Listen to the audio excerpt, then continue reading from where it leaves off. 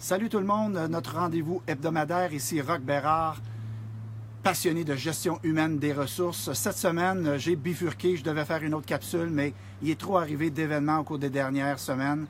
Je dois vous raconter que plusieurs employeurs apprennent à la dure école la nouvelle réalité du marché du travail. Je vous parle depuis quelques semaines de l'indice de remplacement de la main-d'œuvre qui est passé sous la barre des 100 %, donc qui est à 90 et 80 %. Et dans certaines régions, l'indice de remplacement de la main-d'œuvre est sous la barre des 70 %, et ça va aller en diminuant au cours des 5 à 10 prochaines années. Donc, très important de faire attention, d'optimiser notre processus de recrutement et de sélection de personnel parce qu'il y a définitivement un manque de main-d'œuvre partout au Québec, dans la majorité des régions administratives. Donc, apprendre à la dure, qu'est-ce que ça veut dire? Je vous donne quelques leçons et quelques trucs. Avant de lancer un processus de recrutement et de sélection de personnel, on a comblé plus de 30 postes au sein de diverses PME au cours des dernières semaines. Et les mêmes problématiques sont revenues et les mêmes commentaires de nos clients, des anciens clients, des clients donc depuis quelques années, ou des nouveaux clients. Toujours les mêmes commentaires, les mêmes leçons. S'il vous plaît, bien identifier ce que vous recherchez comme candidat, candidate. Qu'est-ce que vous allez exiger comme compétences. Et s'il vous plaît, n'exagérez pas et soyez prêts à faire un ou deux compromis. Donc, on ne peut pas trouver toujours Superman ou Superwoman. Il faut identifier un profil, quelques compétences clés, quelques éléments clés qu'on recherche chez une personne en termes d'expérience, en termes de savoir-faire ou savoir-être. Mais n'exagérez pas dans la liste, mesdames et messieurs, sinon vous allez être déçus. Donc, bien identifier ce que l'on recherche et surtout bien identifier ce que l'on a à offrir aux candidats externes. Deuxième truc, ne pas afficher trop rapidement vos offres d'emploi. Au cours des dernières semaines, j'ai eu à vivre ça avec des clients de bonne foi. Ils ont lancé un processus de sélection, on s'est lancé à plein. Malheureusement, le client avait oublié que certains gestionnaires avaient des vacances, qu'il y avait certaines autres priorités au niveau production de produits et services ou autres. Et là, le processus de recrutement-sélection a été ralenti et des candidats externes ont tout simplement laissé notre processus au détriment de d'autres employeurs qui étaient prêts à faire feu. Donc, ne lancez pas trop rapidement un processus de sélection parce que quand on lance notre processus de sélection, il ne faut pas que celui-ci dure plus que 6, 7, 8 jours ouvrables. Comment on fait ça? Bien entendu, on débute toujours un processus avec une annonce sexy. Il faut absolument avoir une annonce qui est attirante pour attirer des candidatures. Donc, on ne parle pas beaucoup de la compagnie, on parle un petit peu du poste, mais il faut surtout parler de l'expérience employée qu'on va offrir aux candidats externes.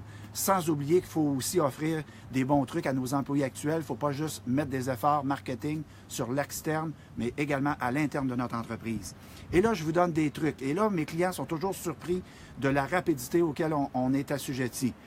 On fait une belle annonce dans les heures qui suivent la réception des candidatures. Donc, à chaque jour, il faut regarder les bonnes candidatures et rapidement, à l'intérieur d'une période de 24 à 36 heures, communiquer avec les meilleurs candidats-candidates. On ne fait plus comme avant, on attend une semaine ou deux d'avoir reçu plein de CV et après une semaine ou deux, on fait des tris. Il faut le faire à chaque jour qu'on reçoit des candidatures. Donc, la présélection doit se faire très rapidement. On parle d'heures. Je reçois des CV à 8-9 heures le matin ou le soir. Il faut qu'en l'intérieur de quelques heures, j'ai fait un premier tri. À l'intérieur de 24 à 36 heures, faire l'entrevue téléphonique et surtout s'assurer de connaître les vraies motivations des candidats externes. Dans combien d'autres processus ces gens-là sont-ils impliqués pour nous donner une idée, voir si on va avoir de la pression ou pas comme employeur. Donc, il faut connaître les vraies motivations et il y a des trucs à ça, bien entendu. Par la suite, lorsqu'on a rapidement présélectionné les CV, lorsqu'on a appelé pour faire la présélection à l'intérieur de 24 à 36 heures, il faut absolument planifier les entrevues avec les gens, les bons candidats-candidates. Donc, à l'interne de votre organisation, vous devez être prêt. Et cesser de faire 3, 4, 5 entrevues sur quelques semaines, c'est trop long.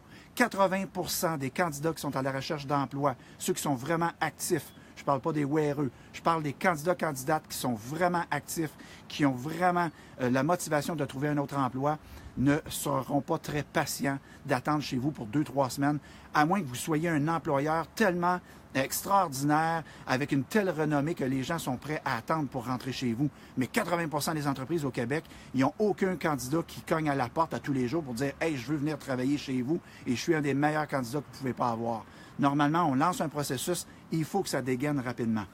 L'entrevue en personne, c'est très important qu'il y ait de la séduction de part et d'autre. N'oubliez pas que lorsque vous passez des entrevues, lorsque vous communiquez avec des candidats, veut pas, vous dégagez une image, vous dégagez de l'énergie, vous dégagez à savoir si vous êtes une entreprise organisée, bien structurée et surtout, est-ce que vous êtes vrai? Ne vous présentez pas sur un mauvais jour. N'hésitez pas à dire à des candidats qu'il y a des défis importants à relever, qu'il peut y avoir de la pression, qu'il peut y avoir parfois beaucoup d'heures de travail, etc. Il faut donner l'heure juste aux candidats pour éviter une déception lors de la lune de miel, les 3 premiers mois de travail. Il faut éviter le roulement de personnel. Donc, il faut donner l'heure juste aux candidats. Il faut tenter d'aller chercher l'heure juste des candidats et rapidement faire une offre aux meilleurs candidats. Donc, lorsque vous faites des entrevues et lorsque vous avez d'autres outils de sélection à appliquer, faites-le rapidement pour faire une offre très rapidement aux meilleurs candidats. Pourquoi? Ces candidats-là peuvent être dans d'autres processus. Et là, j'ai des clients au cours des 2 dernières semaines qui l'ont appris à la dure. Ils ont pris quelques jours de retard, de réflexion, et les meilleurs candidats nous appelaient pour nous dire « J'ai finalement accepté une offre chez un autre employeur » en nous donnant un petit message subliminal que c'est dommage parce que j'avais aimé mon entretien chez vous, mais l'employeur ne semble pas bien branché. Vu de l'extérieur, vous pouvez passer pour des employeurs, des branleurs, et il faut faire attention pour ne pas projeter cette image-là, d'avoir trop d'hésitation, etc. Il y a des trucs pour étirer du temps, pour acheter du temps. C'est pour ça que pour aller aux Olympiques, mesdames et messieurs, vous avez besoin d'un bon coach, vous avez besoin même de gens d'experts autour de vous. Rares sont les athlètes qui atteignent les sommets sans avoir un petit peu de coaching et de l'aide. Eh bien, c'est ce que je vous offre, moi, Roch Bérard, passionné de gestion des ressources humaines. Je vous offre de l'aide, quelques heures ici et là. Ça peut faire toute la différence pour réduire les mauvais choix au niveau de la sélection du personnel. Donc, je vous rappelle rapidement, faire une présélection dans les heures qui suivent la réception des CV. Dans la journée qui suit, communiquer avec les meilleurs candidats. Vous allez en avoir 1, 2 ou 3 maximum. Rapidement planifier des entrevues avec ces gens-là, rapidement appliquer d'autres outils de sélection si nécessaire et dépêchez-vous à faire des offres raisonnables à ces gens-là. Et vous allez voir que le marché du travail actuellement est en pleine ébullition et il y a une augmentation assez importante du niveau des salaires exigés de la part des meilleurs candidats. Allez sur ma page web au cours des prochains jours, dans la section Atelier RH, vous allez voir 2 nouvelles dates pour de la formation gratuite à Sherbrooke.